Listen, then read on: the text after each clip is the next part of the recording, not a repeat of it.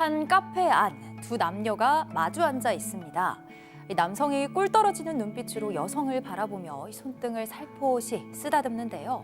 하지만 여성은 단호하게 손길을 뿌리치고 자리에서 일어납니다. 이들 사이에 어떤 사연이 숨겨져 있는 걸까요?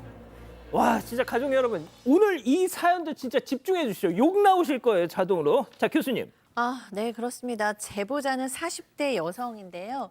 결혼 생활 내내 너무 고통스러우셨어요. 남편이 생활비는 당연히 제대로 안 좋고 폭언도 했습니다. 그리고 고부 갈등도 있었어요. 너무너무 이해가 되지 않는 거는 시부모님의 시누이의 시아주버니까지 번갈아 가면서 집에 와서 이혼을 하라고 강요를 한 겁니다. 결국 부부는 협의 이혼을 했어요.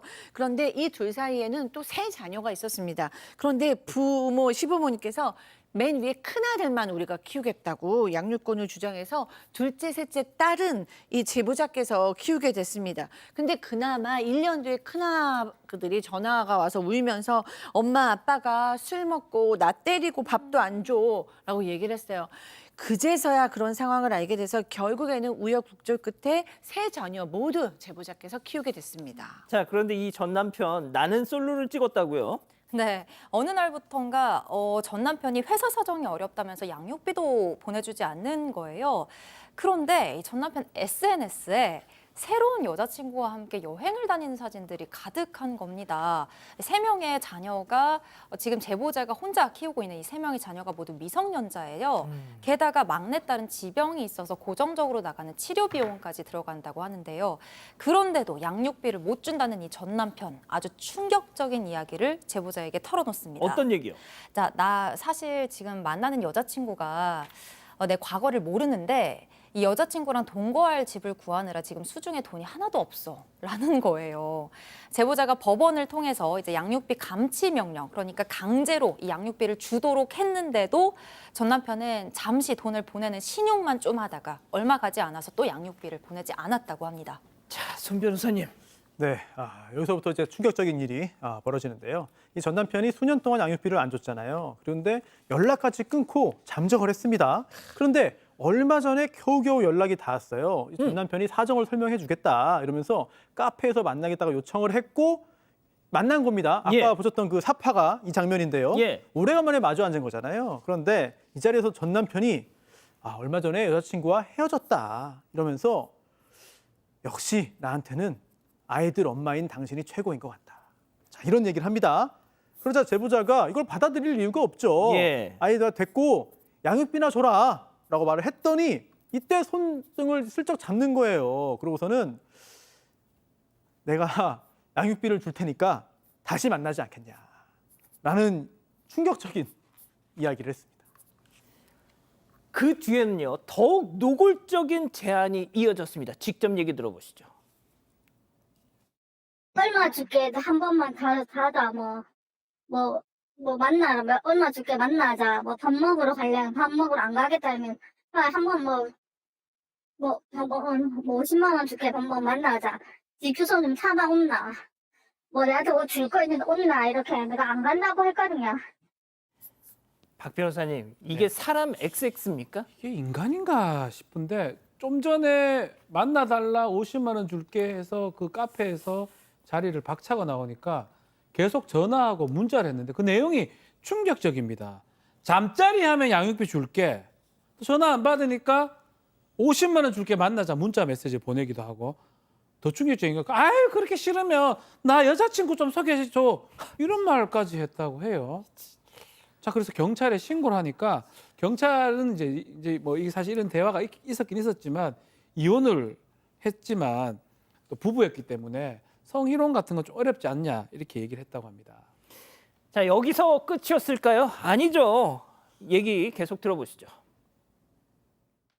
죽었나 봐요. 그러니까 그걸 나한테 그걸 문자로 보내면 참 보이스피싱자지 친하게 지냈다거나 그런 건 없어요. 좋아서 헤어진 것도 아니고 지금 원수처럼 양육비도 못 받고 있는데 이렇게 했더니 내보고 사람 아니라고 안 왔다고 닌 인간 아니라고 듣고 있는데 문상 안 오냐고 해서 양육비 돈 없으면 못 주겠다 거기 안 와서 못 주겠다. 아이고 참 핑계도 가지가지네 진짜. 아니 그러니까요. 갑자기 당숙 어른이 돌아가셨으니까 네가 와가지고 며느리로서 노릇 좀 해라. 이게 참 이게 핑계가 될 수나 있을까 싶은데요. 제보자는 전 남편의 당숙 어른과 결혼식 때 딱 한 번 만난 사이라고 합니다. 게다가 요구를 하는 이 전 남편의 말투, 부탁이 아니라 명령에 가까웠다고 하는데요. 황당했던 제보자. 우리가 뭐 좋게 헤어진 것도 아니고 양육비도 안 주는데 내가 거길 왜 가냐 쏘아 붙였습니다. 그랬더니 전 남편. 그래? 그럼 네가 우리 당숙 어른 장례식도 안 왔으니까 나도 우리 애들 양육비 못 줘. 이렇게 되려 뻔뻔하게 나왔다고 합니다. 박 변호사님, 이게 사람 XX입니까? 사람이 아닙니다. 양육비를 주기 싫어서 별의별 얘기를 다 하는데 큰아들을 이제 사실 살 때 약간 때리고 이래서 학대를 했던 정황이 있어요. 그러다 보니까 큰아들 입장에서는 아빠 만나는 거를 거부하고 자체를 거부했던 상황인데 요걸 핑계 대는 겁니다. 저런 불효자한테 내가 돈을 왜 주냐라고 면접 교섭권을 거부한다는 이유로 양육비 지급을 거부하기도 하고요. 또 딸 관련해서는 둘째 딸이 사실은 학원비 좀 보내달라고 부탁을 했는데 나 보이스피싱 당했어요. 돈 없어. 이런 말을 하면서 안 줬다라고 합니다.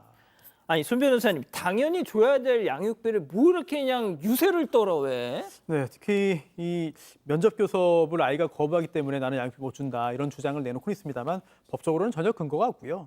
양육비 지급은 자녀의 생존과 직결되는 겁니다. 그렇기 때문에 매우 중대하고 그리고 또 엄격한 의무로 해석이 됩니다.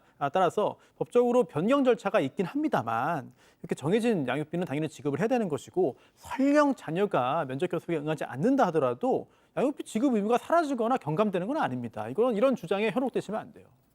자, 교수님, 뭐 100번 양보해서 전처와 재결합을 하고 싶어서 이렇게 뭐 접근하는 거라고 쳐요.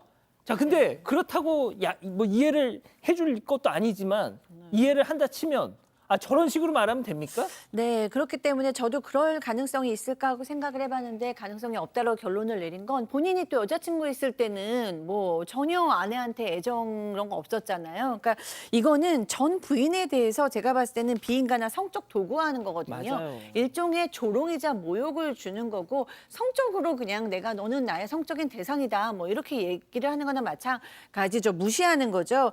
이 아이도 학대하고 전 결혼 생활에서 폭언도 하고 이런 성적 조롱을 하고 저는 이 남자는 뭐 반사회적 인격 장애자가 아닐까라고 생각할 수밖에 없습니다.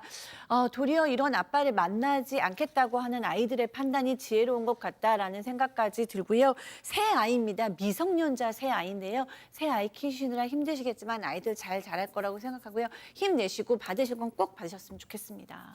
예, 제가 앞서 뭐 말씀 중에 나는 솔로를 찍고 있다 뭐 이런 말씀 드렸는데 거기 출연한 출연자라는 뜻이 아니고요. 그러니까 이혼남인데도 싱글인 척을 한다. 그래서 그렇게 비유를 했던 겁니다. 오해 안 하셨으면 좋겠습니다.